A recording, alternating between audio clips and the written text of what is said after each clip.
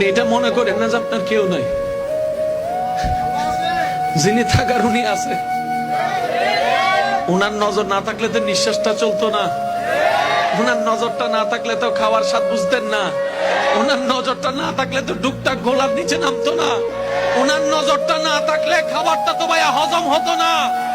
উনার নজর আপনার দিকে আছে। উনি আপনার শত্রুদেরকে সময় দিচ্ছেন আর এদিকে আপনার ধৈর্যের পরীক্ষা নিচ্ছেন। এক কাজে দুই কাজ, আপনার শত্রুদেরকে সময় দিচ্ছেন আর আপনাকে পরীক্ষা নিচ্ছেন। এবার আপনি বলবেন আমার তো কোনো অপরাধ নাই, বিনা অপরাধে সাজা কেন?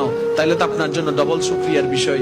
সেটা হচ্ছে আল্লাহ তাআলা আপনাকে 10,000 বছর আগুনে জ্বলার মতো গুনাহ যেটা আপনি করেছেন ওইটা থেকে বাঁচানোর জন্য 3-4 মাসের 3 বছর 5 বছরের একটা দুনিয়ার কষ্ট দিয়ে দিচ্ছেন। সুবহানাল্লাহ।